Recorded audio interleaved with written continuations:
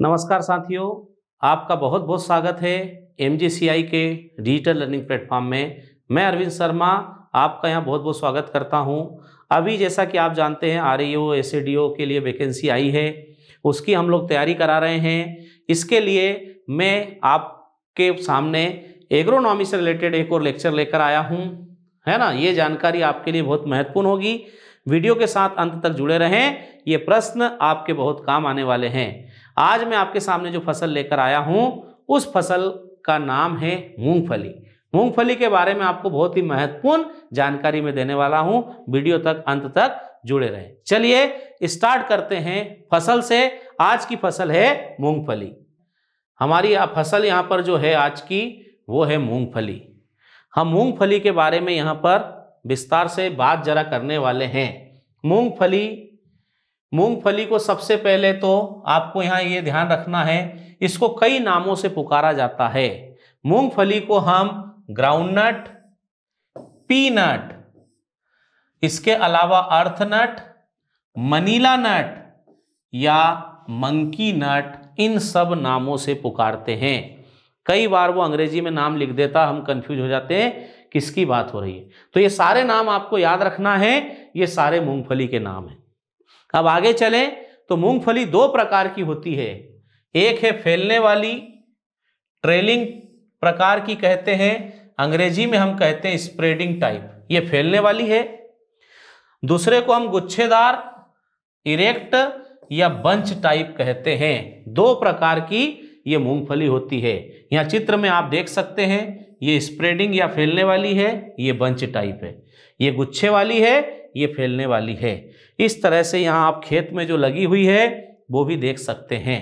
अब इन दोनों के ही वानस्पतिक नाम भी अलग अलग होते हैं। फैलने वाली का है अरेकिस हाइपोजिया प्रोकम्बेंस, जबकि गुच्छेदार या बंच टाइप का क्या है तो अरेकिस हाइपोजिया, इसकी वैरायटी है फेस्टिकाटा। वैरायटी को ध्यान रखना है, अरेकिस हाइपोजिया तो है ही है, प्रोकम्बेंस स्प्रेडिंग टाइप है, फेस्टिकाटा बंच टाइप है। याद रखना दो प्रकार की है। इसके उत्पत्ति स्थान की तरफ हम आए तो इसका उत्पत्ति स्थान है दक्षिण अमेरिका, इसमें हम कहते हैं ब्राजील। दक्षिण अमेरिका में ब्राजील, ये इसका उत्पत्ति स्थान है। जबकि गुणसूत्रों की संख्या है 40। तो ये मूंगफली के बारे में हम बात कर रहे हैं। स्प्रेडिंग टाइप और बंच टाइप आपको याद रखना है, क्योंकि इसकी किस्में भी अलग अलग रहती हैं, उत्पादन आदि भी इसका अलग अलग होता है। चलिए आगे बढ़े तो मूंगफली के बारे में हम यहाँ कुछ बिंदु देखते हैं कि इसकी जो फली होती है इसे हम लोमेंटम कहते हैं। मूंगफली की जो फली है इसे लोमेंटम कहा जाता है। इसकी पत्तियों में पीलापन आपको कई बार देखने का मिलता है, और इसका पीलापन आयरन की कमी से होता है। आयरन की कमी हो जाए तो इसमें पीलापन आपको देखने को मिलेगा।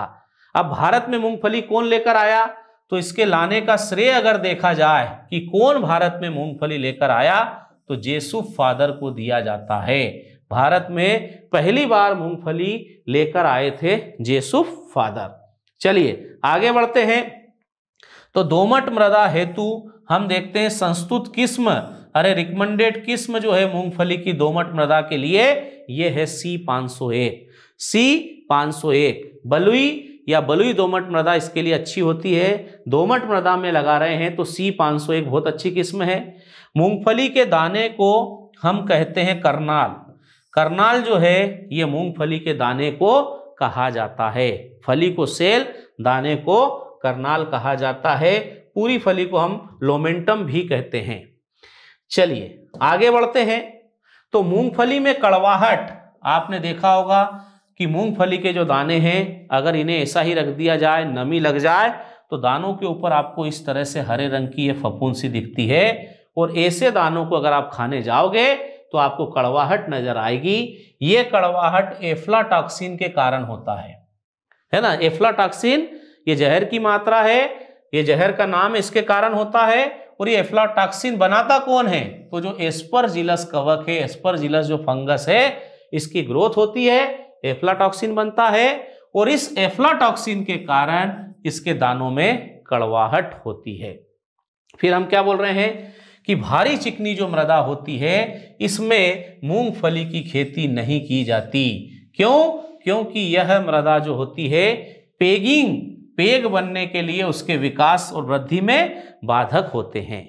मूंगफली में यह बात जानना बहुत जरूरी है कि इसमें फ्लावर जो होते हैं, फूल जो होते हैं वो जमीन के ऊपर होते हैं, जबकि हम देखते हैं कि इसकी जो फलियां होती हैं वो जमीन के अंदर लगती हैं। ये देखो, ये इस तरह की सुइयां निकलती हैं और इन्हीं से पेग बनते हैं, इन्हीं में पेग अटैच रहते हैं। ये जमीन के अंदर है।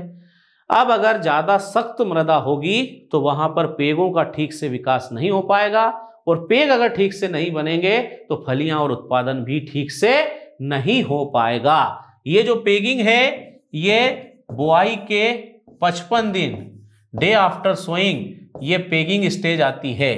यह सिंचाई की क्रांतिक अवस्था भी है। इस समय पर सिंचाई करना आवश्यक होता है, जबकि इस समय मृदा में कोई भी भू परिष्करण क्रिया नहीं करनी चाहिए, क्योंकि पेग डैमेज हो गए तो सीधे सीधे उपज में गिरावट आएगी।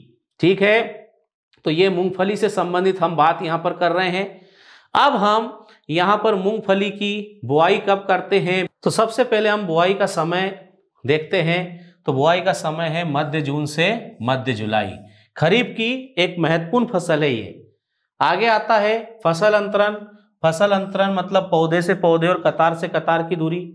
फैलने वाली किस्मों में ज्यादा होगी 50 से 60 गुना 10 से 15। गुच्छे वाली में कम होगा 45 गुना 10 से 15। ये सेंटीमीटर में है फसल अंतरण।